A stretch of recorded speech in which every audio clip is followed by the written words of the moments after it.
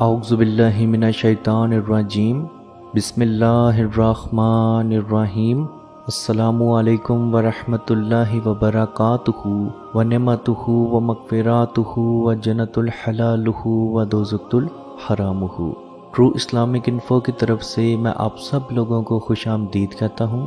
عزیز دوستو، جس طرح دنیا میں اچھے اور برے انسان موجود ہیں، بالکل اسی طریقے سے اچھے اور برے عامل بھی موجود ہیں۔ میرے بہت سارے بہن بھائی اپنے جادو کے علاج کے لیے یا جنات کے علاج کے لیے بہت سارے عاملوں کے پاس جاتے ہیں، تو ہمیں کیسے معلوم ہوگا کہ جس عامل کے پاس ہم علاج کے لیے جا رہے ہیں وہ قرآن و حدیث یا توحید کے ساتھ علاج کرے گا یا وہ شرک یا شیطان کی مدد سے علاج کرے گا؟ تو عزیز دوستو، جادوگر کی کچھ نشانیاں ہیں۔ جادوگر سب سے پہلے مریض سے اس کا اور اس کی ماں کا نام پوچھتا ہے۔ یاد رکھیں، جب آپ کی ماں کا نام جنات کو دیا جاتا ہے تو جنات بڑی آسانی سے آپ تک پہنچ سکتے ہیں۔ جادوگر مریض کے کپڑوں میں سے کوئی کپڑا، خصوصی طور پر قمیض، ٹوپی، رومال وغیرہ منگواتا ہے، اور ایسا کپڑا منگواتا ہے جو آپ نے پہنا ہو یا جس پہ آپ کے پسینے کی اسمیل آ رہی ہو۔ جادوگر کوئی بھی جانور طلب کر لیتا ہے جسے وہ بسم اللہ پڑھے بغیر ذبح کرتا ہے،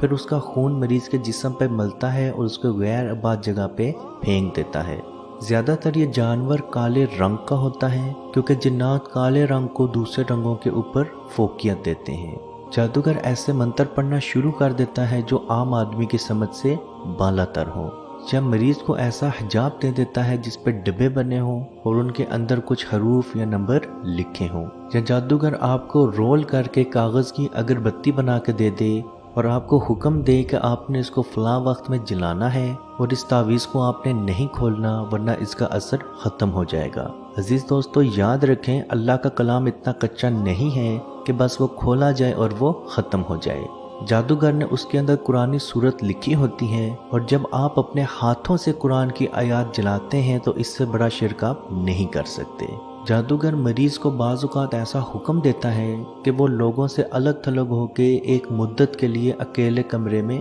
رہے، اور خصوصی طور پر ایسے کمرے میں رہے جہاں پہ اندھیرا موجود ہو، یا بعض اوقات جادوگر مریض کو ایک خاص مدت تک، عمومی طور پر 40 دن تک پانی کو ہاتھ لگانے سے منع کرتا ہے۔ یاد رکھیں، ایسا جادوگر جس جن کی مدد لے رہا ہے وہ عیسائی ہے۔ بعض اوقات جادوگر مریض کو ایسی چیزیں دے دیتا ہے جس کو زمین میں دفن کرنا ہوتا ہے، یا بعض اوقات مریض کو ایسے کاغذ دیتا ہے جنہیں جلا کر ان کی دھونی لینی ہوتی ہے، یا بعض اوقات ایسے کلام کے ساتھ بڑبڑانا شروع کرتا ہے جس کو سمجھنا ناممکن ہوتا ہے، یا بعض اوقات قرآن کی کوئی سورت پڑھنا شروع کرتا ہے تو آپ سمجھتے ہیں کہ وہ قرآن پاک پڑھ رہا ہے، پھر اچانک سے صرف آپ کو اس کے ہونٹ ہلتے ہوئے نظر آتے ہیں اور آپ یہی سمجھ رہے ہوتے ہیں کہ وہ قرآن کی کوئی آیت یا کوئی سورت پڑھ رہا ہے، لیکن حقیقی طور پر وہ شیطانی ورد یا شیطانی منتر پڑھ رہا ہوتا ہے۔ بعض اوقات جادوگر مریض کو اس کا نام، اس کے شوہر یا بیوی کا نام، یا جس وجہ سے وہ آیا ہے وہ کام بھی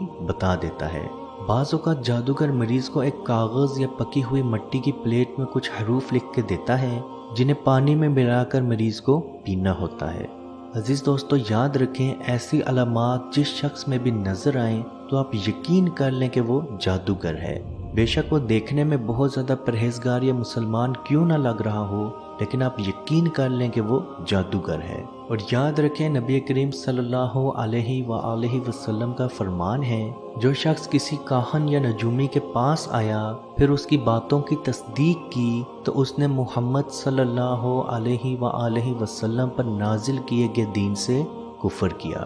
کیونکہ یاد رکھیں، جادوگر شیطان کا قرب حاصل کرنے کے لیے قرآن مجید کو اپنے پاؤں میں باندھ کر بیت الخلاء جاتے ہیں، اور بعض قرآن کی آیات کو گندگی سے لکھتے ہیں، یا بعض انہیں حیض کے خون سے لکھتے ہیں، یا بعض حیض کے خون سے آپ کو تعویذ لکھ کے دیتے ہیں جو دیکھنے میں تو قرآن کی آیات لگ رہی ہوتی ہیں اور وہ ہوتی بھی قرآن کی آیات ہی ہیں، لیکن جس سیاہی کے ساتھ وہ لکھی جاتی ہیں وہ پاک نہیں ہوتی، اور بعض سورہ فاتحہ کو الٹا لکھتے ہیں، اور بعض بغیر وضو کے نماز پڑھتے ہیں، اور بعض ہمیشہ ہی حالت جنابت میں رہتے ہیں اور اسی حالت میں نماز بھی پڑھتے ہیں۔ یاد رکھیں، بعض جادوگر دیکھنے میں تو بہت زیادہ عجیب لگتے ہیں، لیکن بعض جادوگر اپنے آپ کو بہت زیادہ پرہیزگار اور مسلمان دکھا رہے ہوتے ہیں۔ لیکن اگر آپ کبھی کسی جادوگر کو قریب سے جانتے ہوں تو آپ یقیناً اس کو پریشانی اور ذبح حالی میں ہی پائیں گے۔ وہ اپنی بیوی، اپنی اولاد، حتیٰ کہ اپنے آپ سے بھی تنگ آ چکا ہوتا ہے۔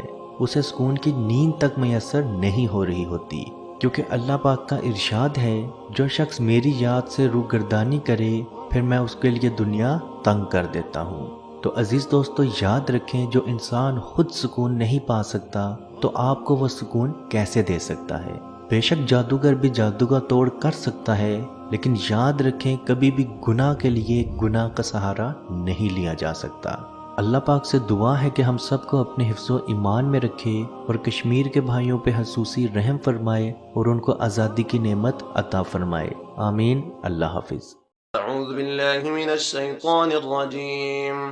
بسم اللہ